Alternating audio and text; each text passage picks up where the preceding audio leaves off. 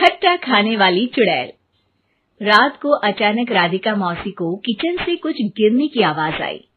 उन्होंने बाहर निकल के देखा तो किचन में उन्हें कोई सफेद साड़ी में दिखा।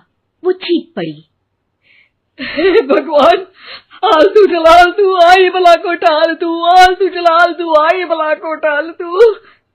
राधिका मौसी को चीखते सुनकर श्रवण बाहर आता है भागते हुए। अरे माँ, क्या हुआ?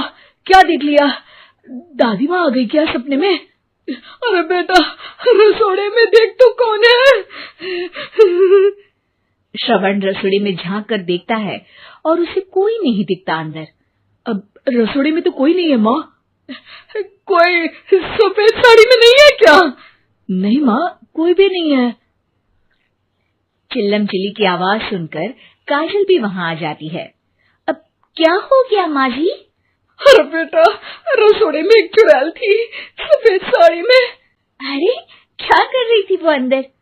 अरे बताया नहीं, कल आएगी ना तो पूछ लूंगी। चुड़ैल जी, आपका क्या प्लान है?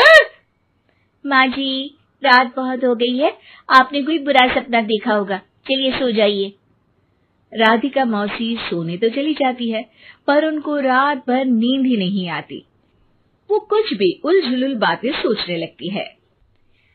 कहीं चुड़ैल की वजह से तो घर में टेंशन नहीं हो रहा, कहीं उसी की वजह से तो वो दादी नहीं बन पा रही। सुबह जब राधिका मौसी रसोड़े में छानबीन करती है तो पाती है कि नींबू का अचार गायब है। चुड़ैल नींबू का अचार ले गई, मुझे तो ठीक नहीं लग रहा कुछ। चुड़ैल को भी पता है कि जिंदगी का असली मजा तो खट्टे में ही है। राधिका मौसी झट से श्रवण को फोन कर देती है। बेटा, मुझे समस्या समझ में आ गई है, हमें एक तांत्रिक की जरूरत है। अरे क्या बोल रही हो माँ, तांत्रिक की क्या जरूरत है? आप पूजा पाठ तो कर ही रही हो ना। आलतू जलालतू मंत्र सारे फालतू जैसे कुछ मंत्र पढ़ो, चली जाएगी अपने आप चुड़ैल। अरे नहीं बेटा, कभी चुड़ैल को कम नहीं समझते। अरे तुझे पता भी नहीं चलेगा कि कभी वो छल करके काजल की जगह घर की बहू खुद बन जाएगी। क्या माँ, कुछ भी बोल रही हो? कहाँ काजल और कहाँ चुड़ैल? वैसे एक बात बताओ, काजल को अगर गाने के लिए बोल देना तो चुड़ैल काजल की आवाज सुनकर घर तो क्या धरती लोग छोड़कर चली जाएगी। तुम ना पढ़े लिखे बच्चे हर चीज को मजाक समझते हो। तुम रहने दो, मैं खुद ही तांत्रिक को बुला लेती हूँ। अच्छा सुन, शाम को इमली लेके आना।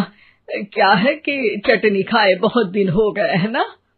नहीं माँ, इमली तांत्रिक से ही मंगवा लो ना, आटा वगैरह भी उसी से पिसवा लेना। देखो मुझे काम करना है। श्रवण रात को कई तरह की सब्जियों के साथ माँ के कहने पे चटनी के लिए इमली भी ले आया था, लेकिन राधिका मौसी के दिमाग में अलग ही फिल्म चल रही थी।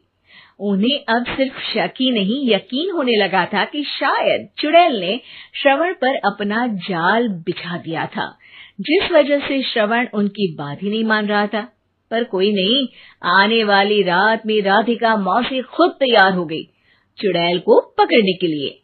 रुद्राक्ष की माला, तुलसी का पत्ता, हनुमान चालीसा सब हाथ के पास ही था, बस चुड़ैल का इंतजार था। और जैसा राधिका मौसी ने सोचा था वैसा ही हुआ।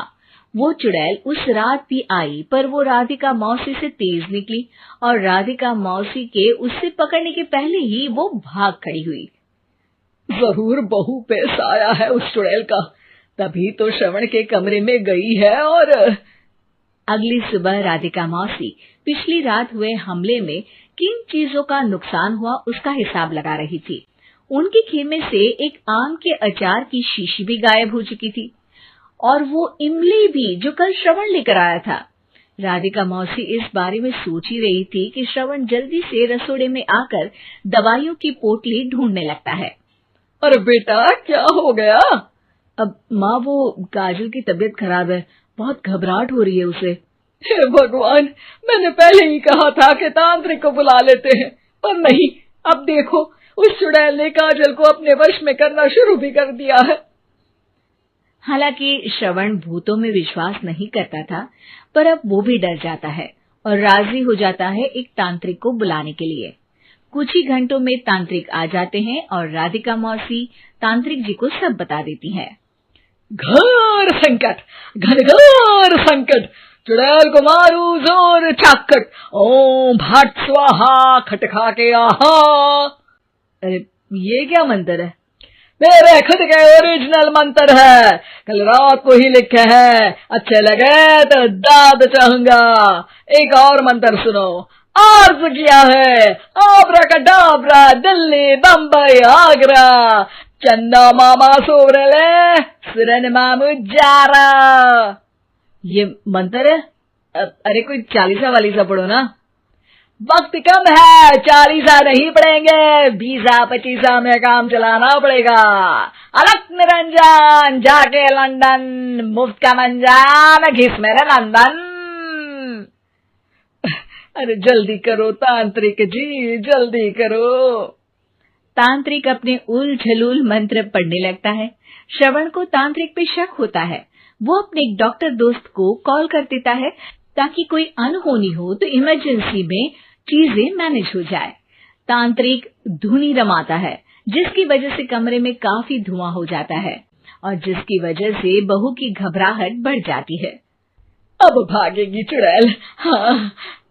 बहू खांसते हुए धुएं से बचने के लिए बाहर चली जाती है। अरे भाग रही है, भाग रही है। पीछे पीछे श्रवण भी जाता है। बहू एक सोफे पर बैठ जाती है। तभी डॉक्टर दोस्त आ जाते हैं और श्रवण को पानी लाने के लिए कहते हैं। थोड़े चेकअप के बाद डॉक्टर कहते हैं, मेरे हिसाब से जाप का काम पूरा हो गया है। क्या मतलब? अरे कुछ भी नहीं माँ, कोई चुड़ैल नहीं है, खुशखबरी है, अब दादी बनने वाली है। मगर वो सब अचार के डब्बे। श्रवण दोनों अचार के डब्बे अपनी माँ को दिखाता है, जो कि उनके बिस्तर के नीचे छुपे हुए थे। आपने सही बोला था माँ, वो चुड़ैल काजल ही थी जो खट्टा खा रही थी।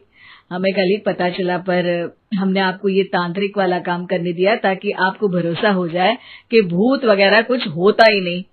अच्छा अच्छा, ये तो बड़ी खुशी की बात है, पर बेटा मुझे एक झाड़ू तो ला दे। क्यों माँ? ये तांत्रिक का भूत उतारती हूँ मैं। अब तांत्रिक राधा मौसी के डर से घर से भाग निकलता है और राधा मौसी उसके पीछे भागती है। अरे संकट ये घनघोर है, तांत्रिक मुआ चोर है।